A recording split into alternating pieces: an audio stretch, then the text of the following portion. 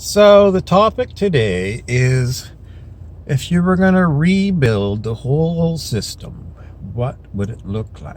And the first thing is explorations. And if you explore things and you discover things, you want to take them apart and see how they're made and see what all the technical things are and the science behind it all.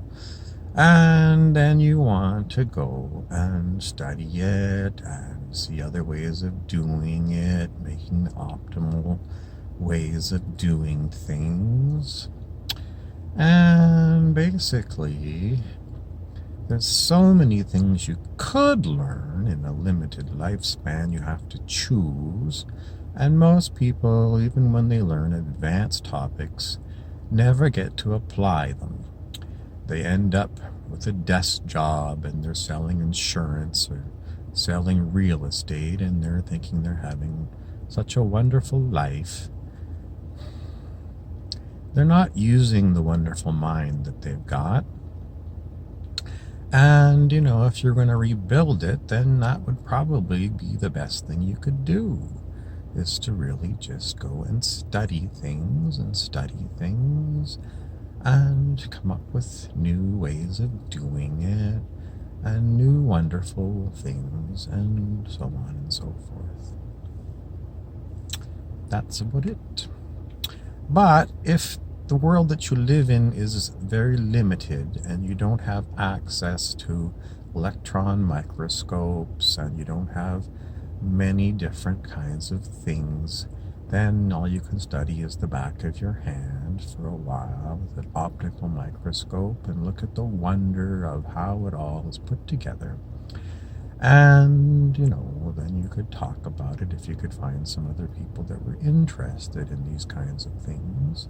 No one say that it's pretty rare to find people who are curious anymore.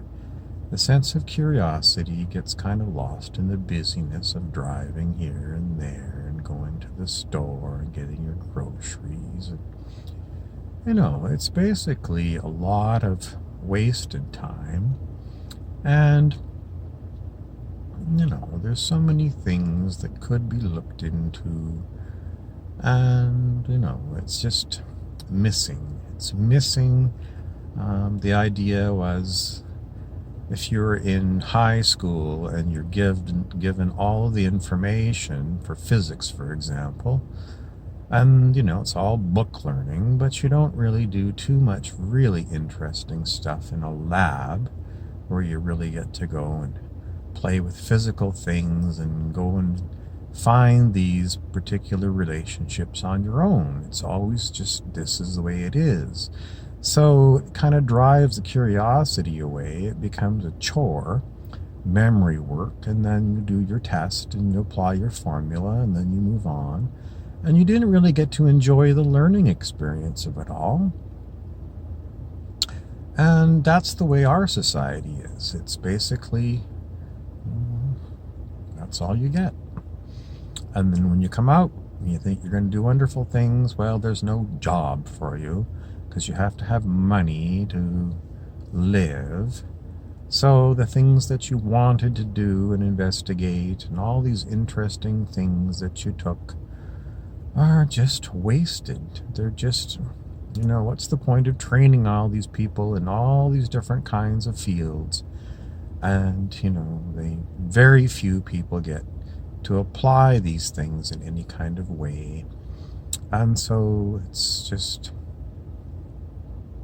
if I was going to change it, that's what I would change it. It would be way more experiential, way more you're going to discover it yourself by having other smart people around you. And it would be just so much more curiosity after curiosity that you could follow.